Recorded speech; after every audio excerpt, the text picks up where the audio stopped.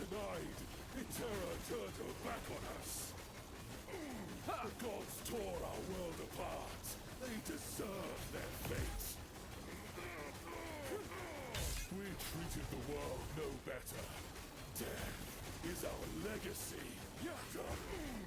The world called to Orbis. This is its answer.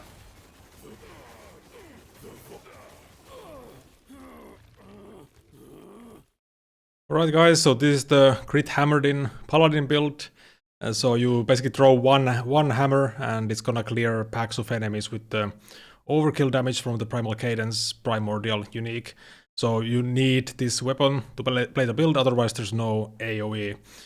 So if you remember my old hammer build, the Nova Hammerdin, there's like a bunch of like respecking and stuff. This has no respecking, it's just you always have the full setup for the damage. So it's quite a bit of damage this guy does, because you can actually just fully spec it for DPS, and you don't need to worry about the clear because of the overkill stuff.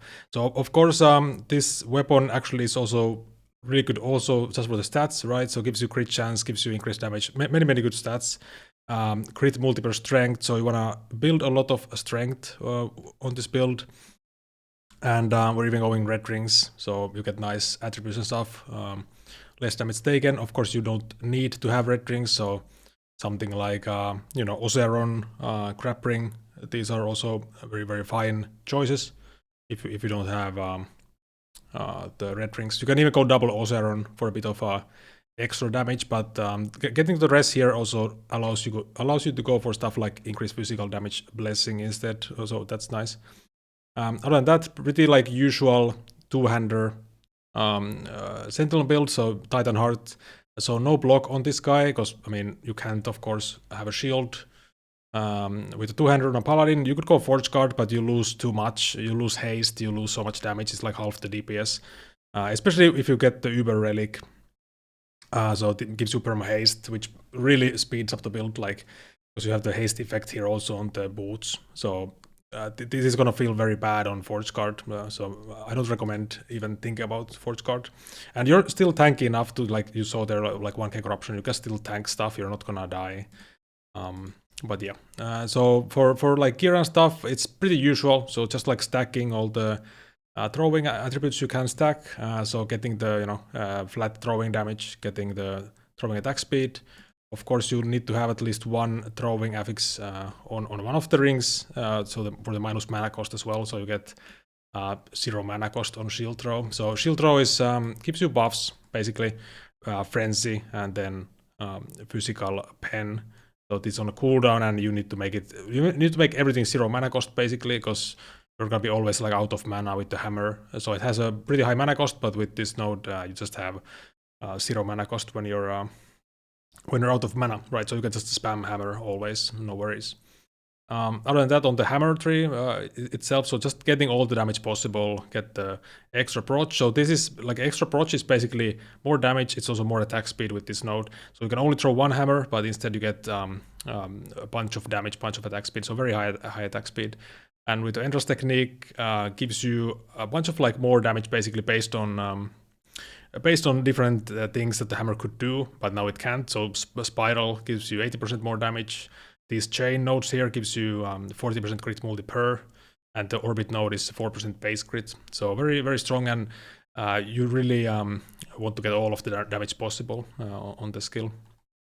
Holy Aura, pretty usual, just, you know, getting some rest. So with the red rings, you don't need to max this out, and we do have enough endurance, so you can actually go fully into the crit chance, crit multi, like all the increased damage. You can get full damage out of this instead, so that's nice. If you need resistance, you can get the poison res, of course, also nice for the cleanse, but this is more like a DPS oriented Holy Aura this time.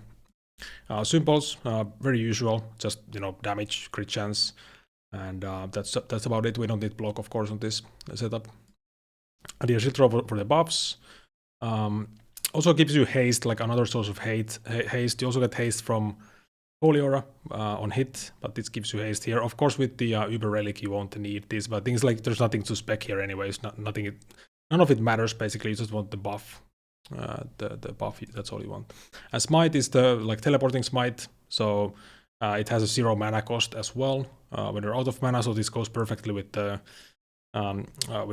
basically 0 mana build style, and it's a pretty nice movement skill. Gives you also 20% attack speed. If you want, you can use healing hands as well. That's also fine. I have it spec'd here if you want to use healing hands for movement.